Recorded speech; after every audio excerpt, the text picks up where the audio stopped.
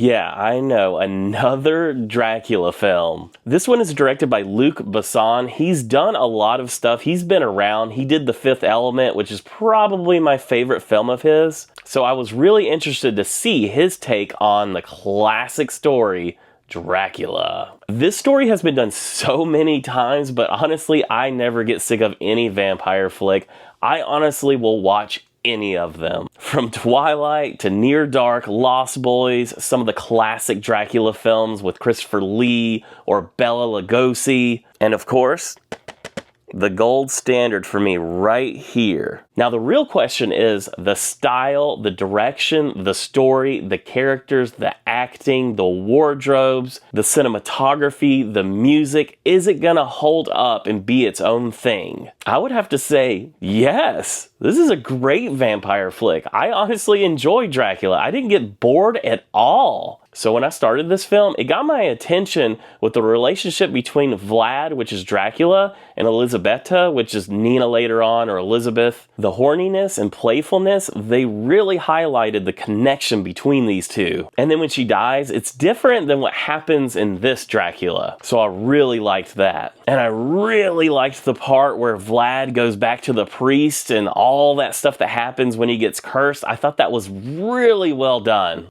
The armor, the fight scenes look really good, and when she's riding away on the horse, man, that looked amazing. And there's stuff like this throughout the film. I mean, mainly it's like a love story, a drama, but they pulled off some really pretty scenes, man. So we all know the story. Dracula waits 400 years. He makes other vampires to search for him. He's looking for his wife. Caleb Landry Jones did a fabulous job as Dracula. The thing that pops in my head all the time when I think about him is Twin Peaks, because he was great in that. He definitely has his charming moments in this new Dracula film. And I really enjoyed the perfume story he told with all the different dance scenes and stuff and how he was irresistible with this perfume. One thing I didn't like were the gargoyles. I thought they were a little too cheesy, but I don't know, some people might like them. So for me, it felt like we traded off the brides from the Bram Stoker's Dracula for the gargoyles in this film. I don't know, the brides were just so fucking gorgeous. Which brings me to one of my favorite characters. She was funny, she was horny, she was sad,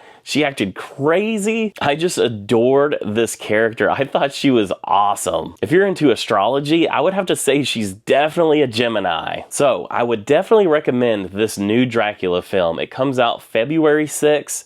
I think if you could watch it on a big screen, it'll be worth it. I could honestly see this film having a cult following. I don't know when that's gonna happen, but I have seen people online in other countries go see it multiple times. And honestly, I would like to rewatch it. There's a lot of scenes I would like to revisit.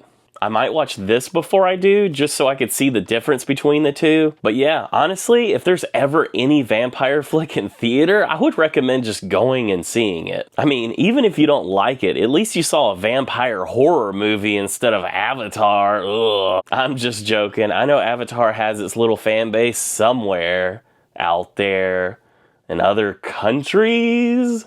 Let me know if you plan on seeing Dracula. If you've already seen it, let me know in the comments what you thought. Thanks for watching.